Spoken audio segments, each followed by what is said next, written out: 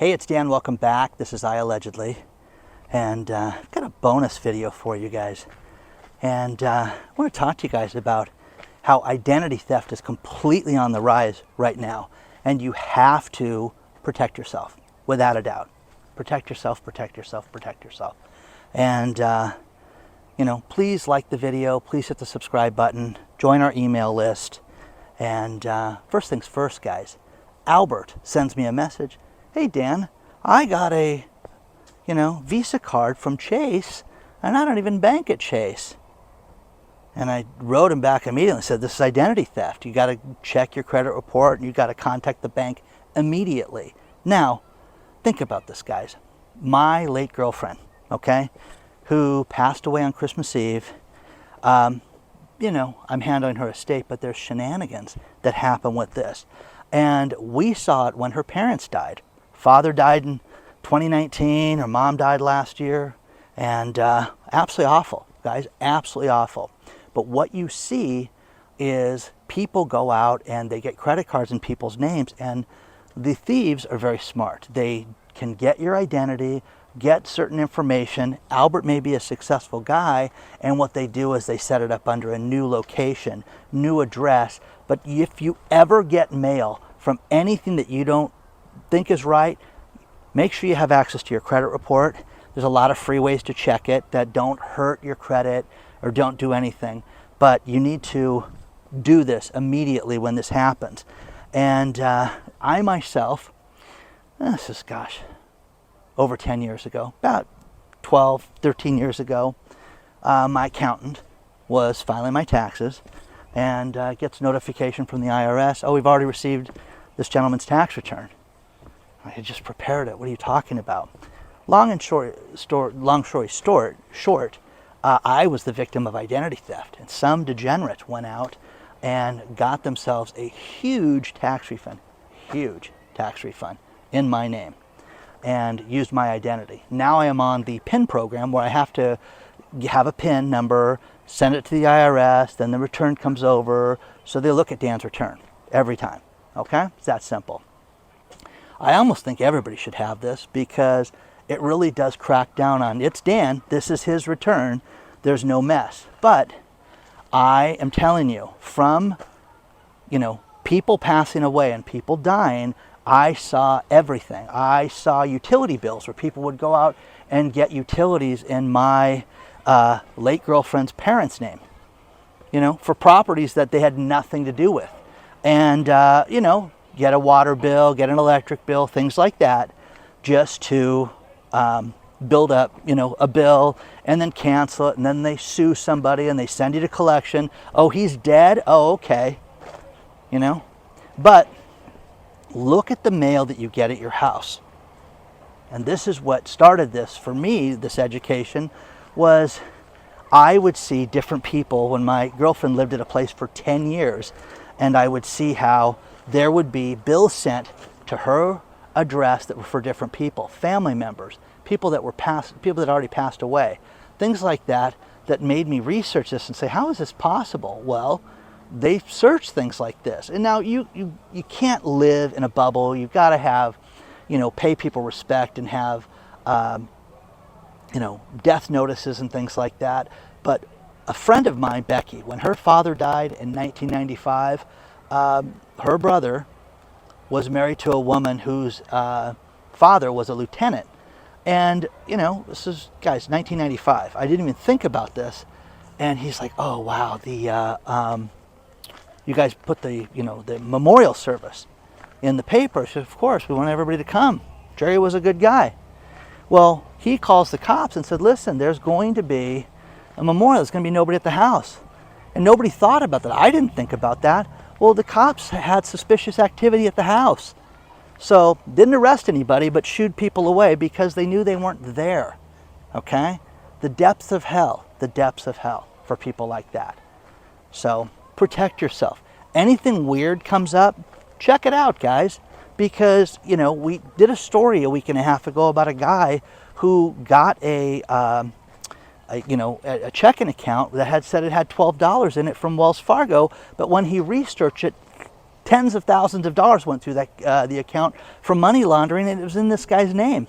So you have to be leery of this stuff because the criminals are working overtime right now, to say the least.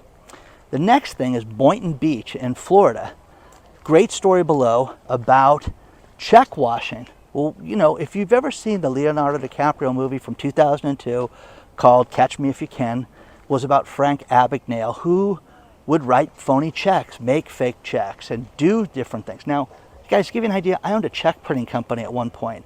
The insurance and everything I had to have to make sure the checks were real. Did you know that I don't know if they are now, but they were then, they had a magnetic ink that I had to buy special ink for the printers that would make it so that when we put the MICR codes at the bottom of a check, it would be something that would go through those scanners and scan it. Well, a lot of these thieves print things with laser printers and don't think about it. Well, what happened was in Boynton Beach is that there is a flurry of check washing where they go to these businesses, they steal the mail, and then they use different everything from acetone to different chemicals that can wash the amount out, and then they rewrite the check. And one guy owned a car wash and was paying his taxes, and man, did they hit the mother load, because it was $18,500 for the check, and the IRS never got their payment. Uh-oh, what do I do? Well, nothing. You know what I mean? You gotta. Now, again, the bank should be responsible. Bank didn't think about it. There's a woman that lost $50,000 because of this. $50,000. 50 grand. 50, 50, 50. Isn't that terrible? So, you know, you have to be leery of this stuff. You've got to write checks.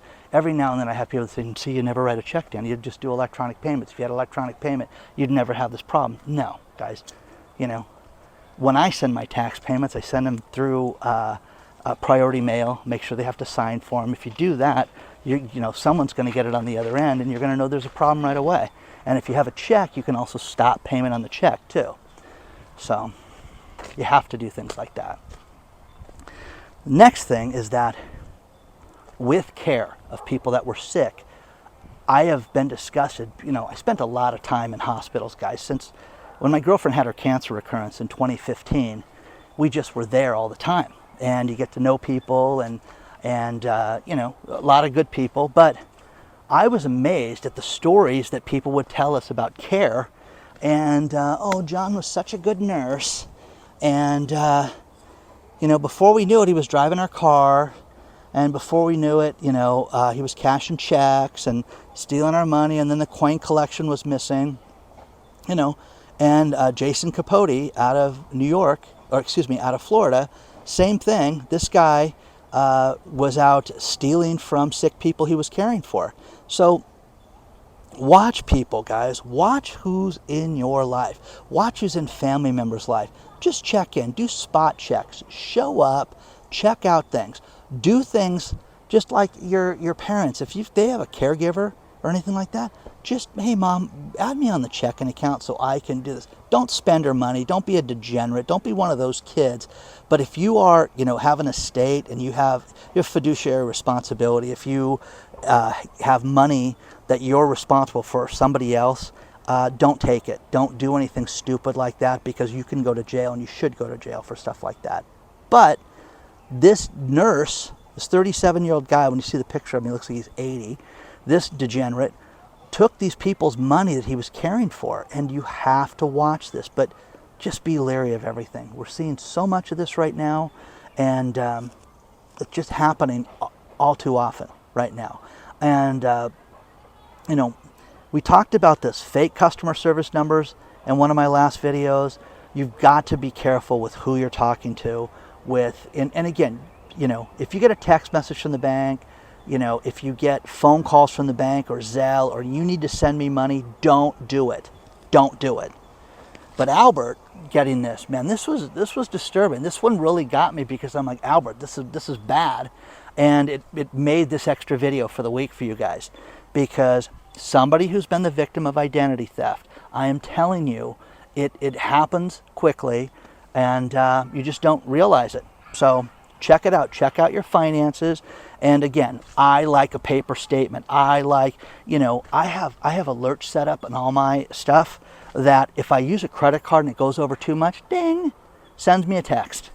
Okay?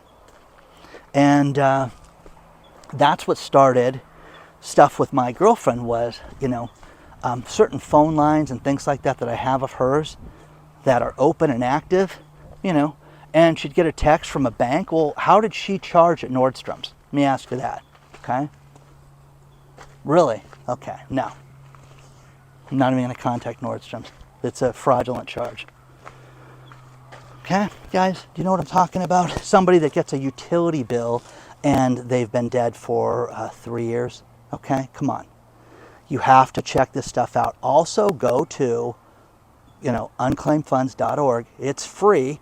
Okay, don't pay a service for this, and look to see if you have anything out there that's unclaimed, because there's deposits, there's insurance policies, there's all the stuff that's happening with people that's out there, and then all of a sudden, they have a deposit, they cancel the policy, they move, whatever. The money, if they can't contact you and they're lazy about doing it, they send it to the state that you live in.